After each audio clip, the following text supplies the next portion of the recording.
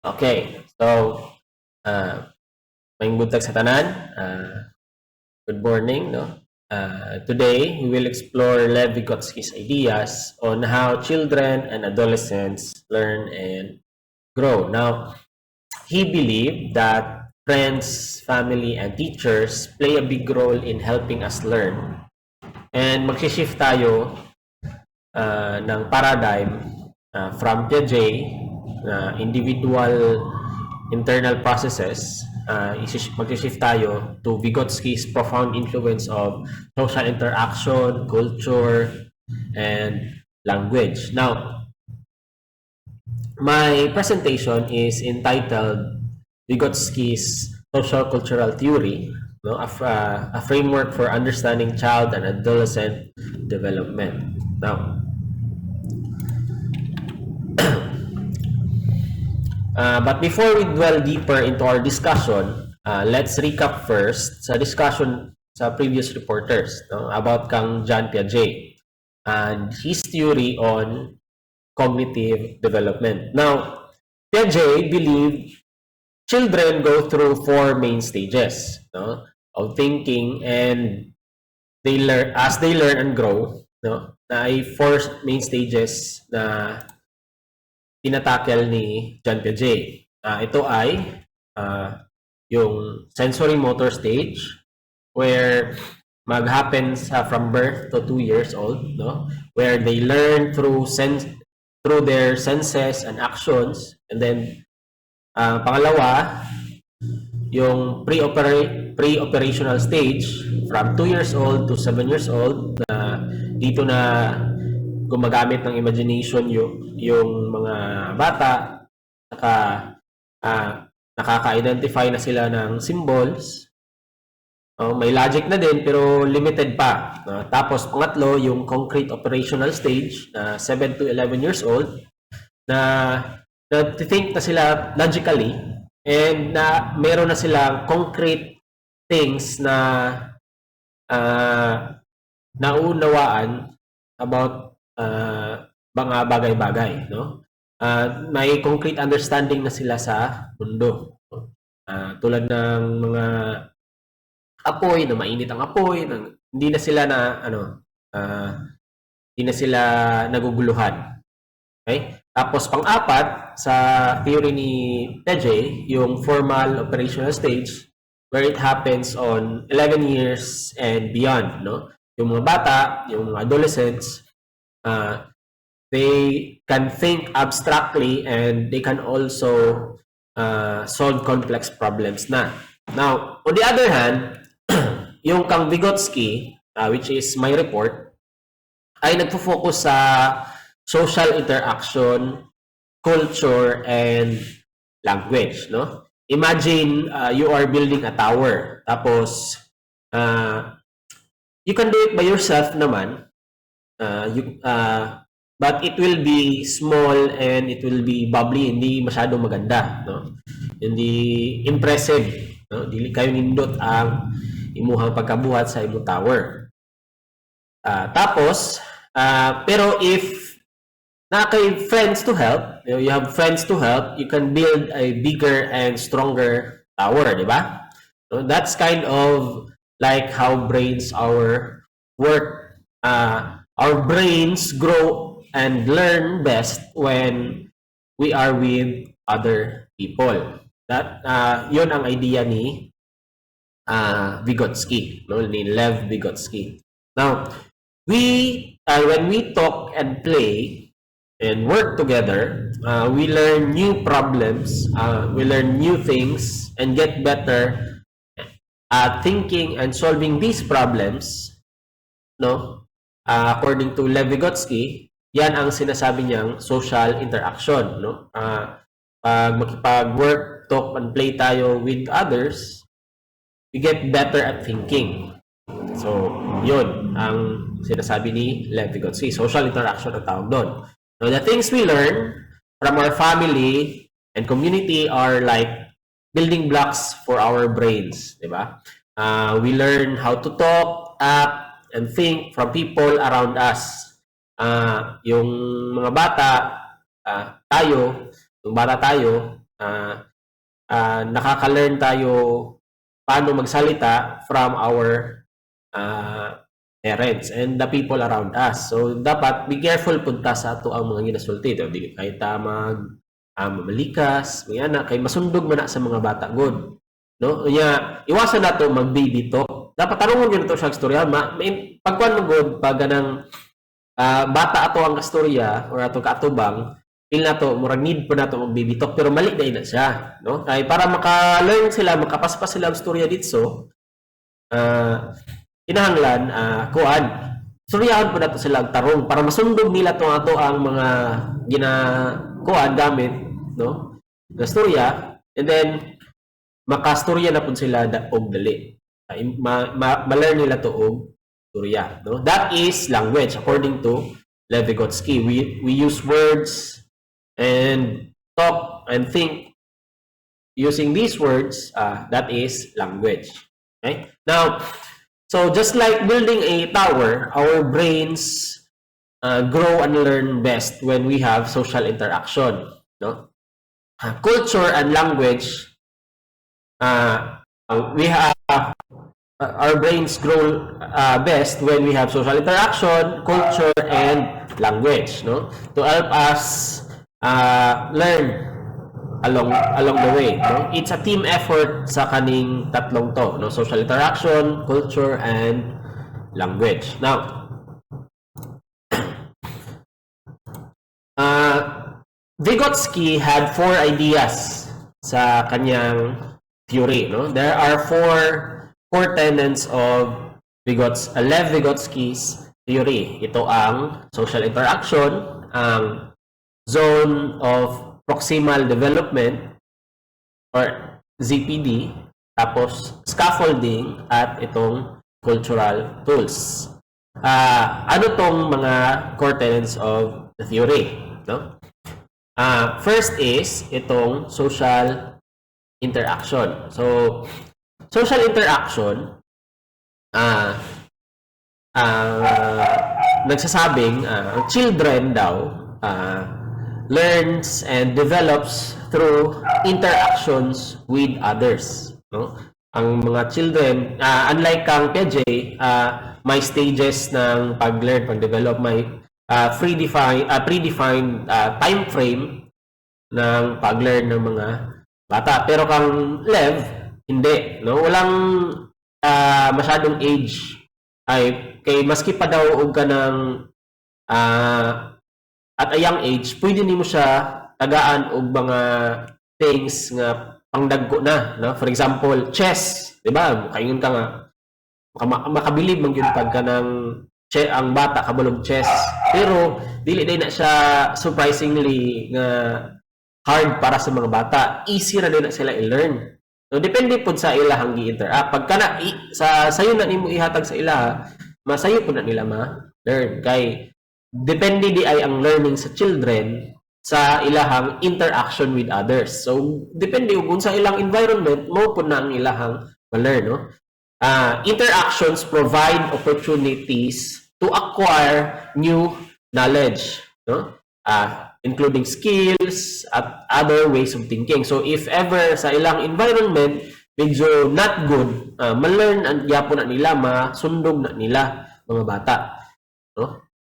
We don't learn alone, no? Sabi ni Lev, we learn from talking and to playing with others.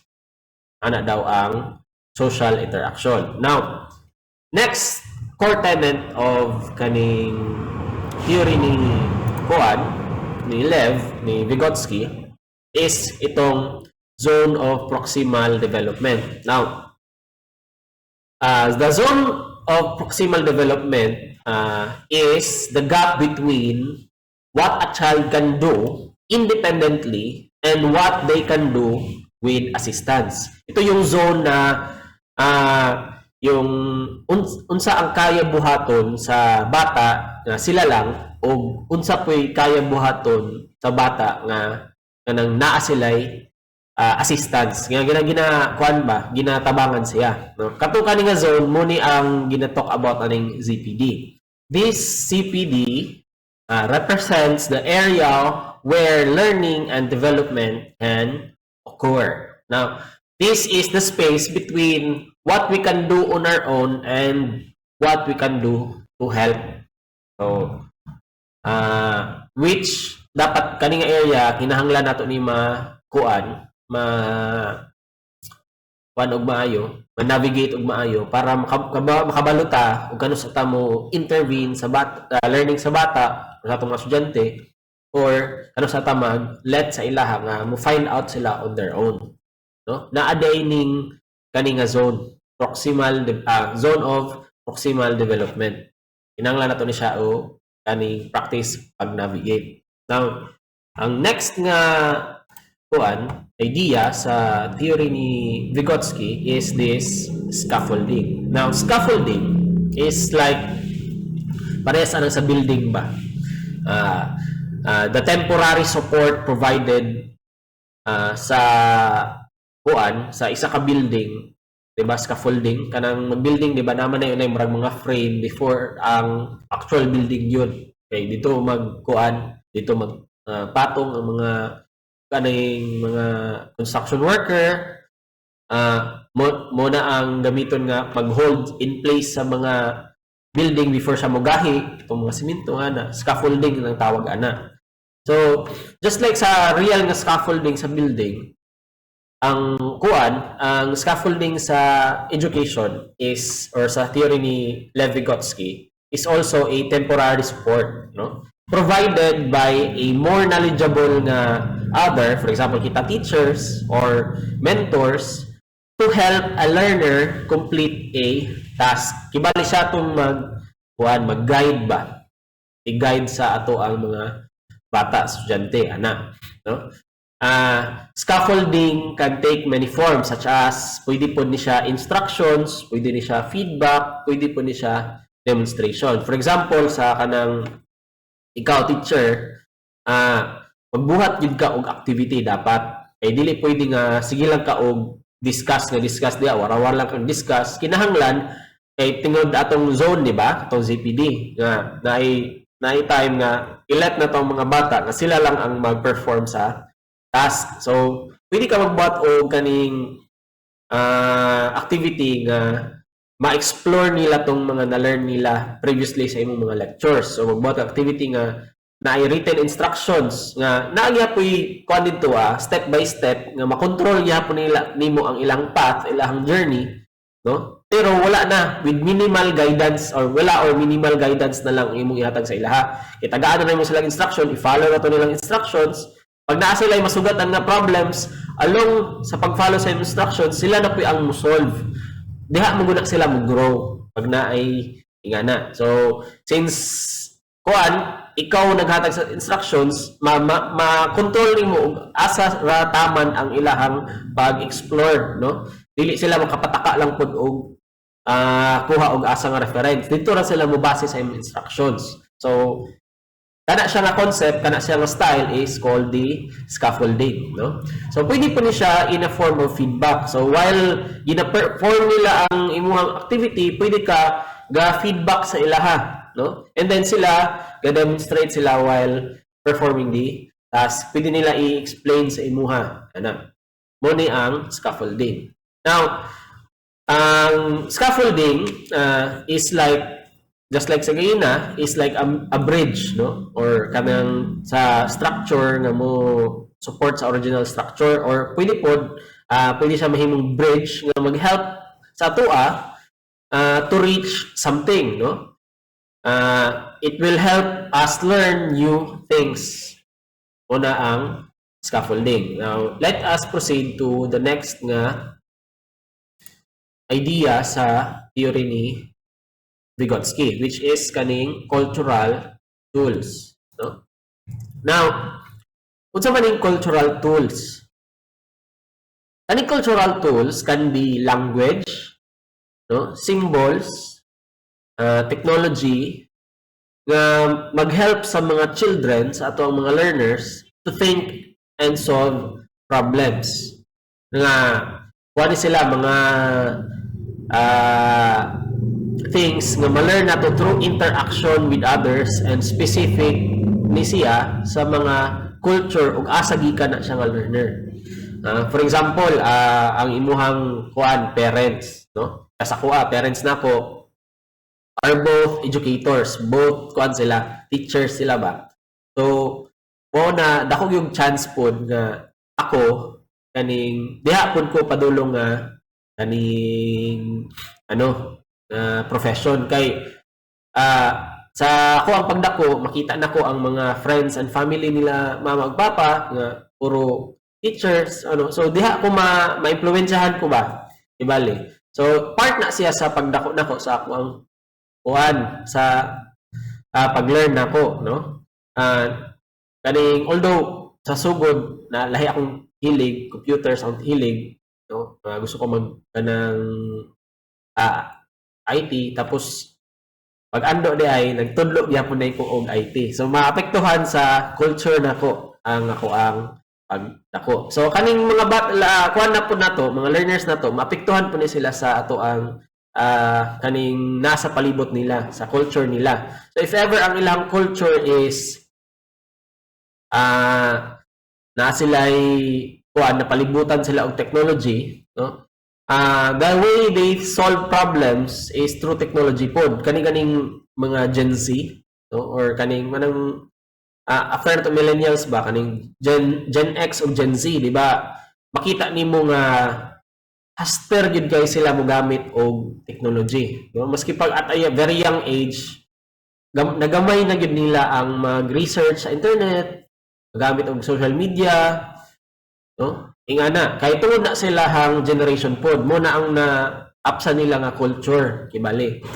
So I teach kuan pod I've taught kaning computer to children. I've taught computer to senior high school. I've taught computer to kaning mga teachers na kaedad na nato pod na apoy mga doctors na kanang mga masteral na kanang tigulang na gid sila mga just want to learn computer lang yan kay feel nila gusto nila mag-learn ana ba.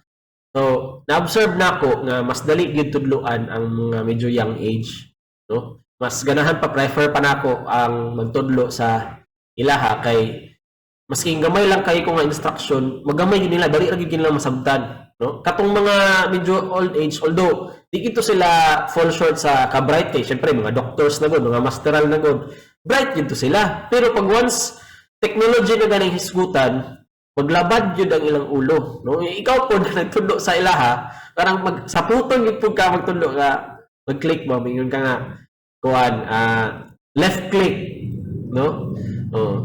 I-click ni ma'am ana mo ingon siya nga kuan asa man left or right kanang tapos ang sa mouse ana ba kanang dili kayo siya kayo ka control sa mouse pero ang bata murag intuitive na kayo sa ilaha. This is because of the cultural tools nga available sa ilaha, no? So ingana we learn how to think and solve problems from the world around us. So katong kuan environment ang cultural tools nga available sa ilaha kani atong mga learners is magmatter pod sa ilahang pag-grow how they solve and learn, no, sa mga problems nga masugatan nila. Now how does the kaning theory ni Lev Vygotsky applies to child and adolescent development, no? As we grow our social interactions change and so does our learning, no? In early childhood, parents and caregivers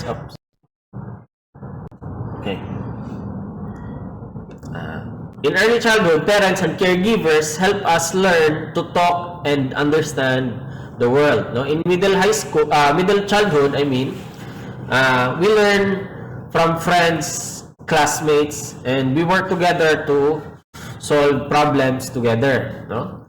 In adolescence, we learn about ourselves and how to fit in the world from our relationship with others, no? Okay. Next.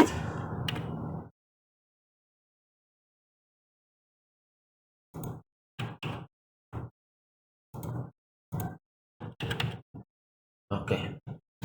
Now, how do we use this theory, no, as future educators? Now, let's translate Vygotsky's insights into the realm of education. Now, here are some crucial takeaways. Okay. First is, in a collaborative learning environment, sa education, sa atong classroom, kinahanglan nato i-establish nga na ay collaboration ng atong mga bata. Kaya para, di ba, ingon ni Vygotsky, we learn through social interaction. So, kinahanglan na ay times ng activity nga i-group nimo sila para magka-kuan sila, na sila ay social interaction, di ba? No? By creating a classroom environments where students learn from and with each other, we harness the power of social interaction to boost ang sa ilahang cognitive development. Now, next is kaning differentiated instruction. Ang each child is unique na sila sa ilahang own nga learning learning strengths and weaknesses. Na sila own nila learning journey dapat, no? By tailoring instructions nga mo cater sa ilahang individual needs, no, and the CPD, no, atong zone proximal development, kita mga educators will empower every learner to reach their full potential. Okay? Next is kaning culturally relevant materials, no, and activities. So kinahanglan ang ato ang mga materials, learning materials kay hatag sa ilaha is relevant sa ilahang culture asa sila na belong, no? Unsa ilang generation, for example, ana. Kay otherwise, dili ma-maximize ang ilahang potential. Now, utilizing culturally relevant materials in the classroom fosters a sense of belonging and inclusivity sa mga bata na to. Now, it allows our students to connect with the learning content and see themselves reflected in the curriculum.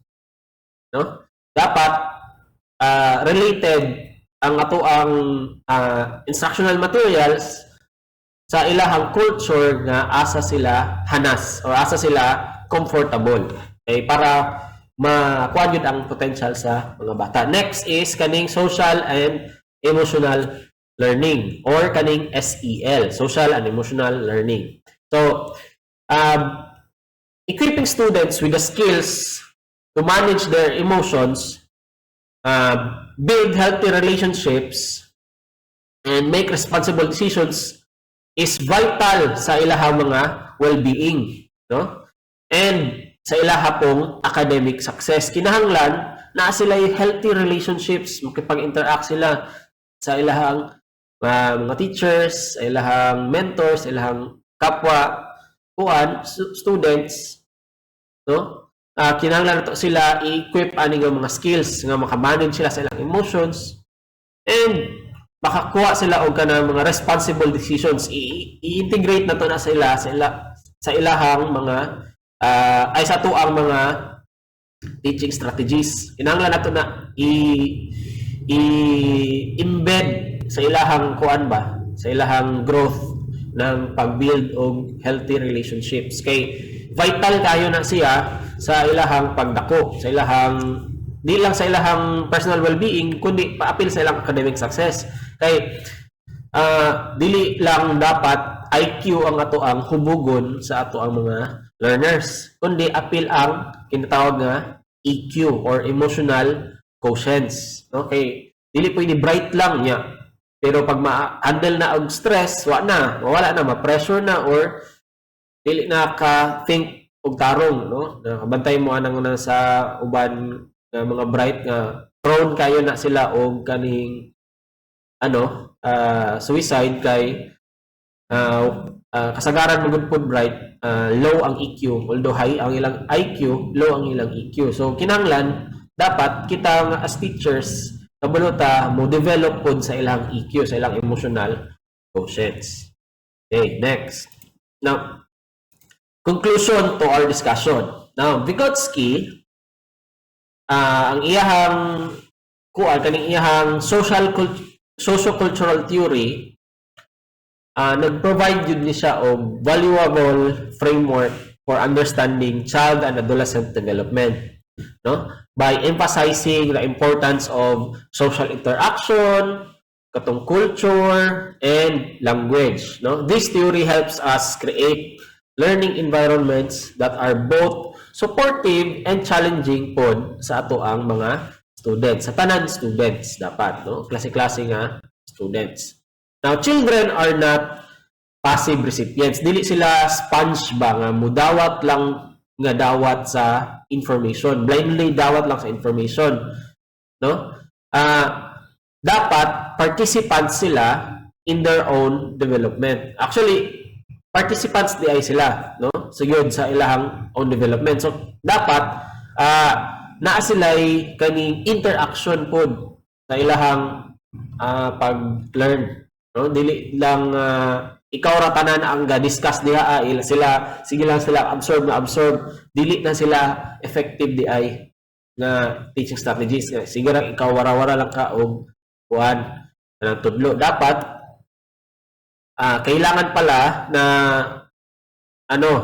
may sila participation sila sa mga task nga na sila participation sa ilahang own na development, no? Their interaction with others, their culture, and the language na ginagamit nila is part sa pag-shape sa ilahang own development, no? By embracing Vygotskian nga principles in education, we can create nurturing environments that unlocks every child's potential and empower them to thrive in a complex world, no? Learning should be fun, dapat, okay? And learning should be engaging. Dili dapat basta kay pressure lang, quiz lang kaditso ana. Dapat di ay fun and engaging ang ato ang learning, ana. Okay? So, thank you so much for listening. That concludes my report, and I'm Dilon Alfonji Filongco, saying if you give a man fish, you feed him for a day. Okay?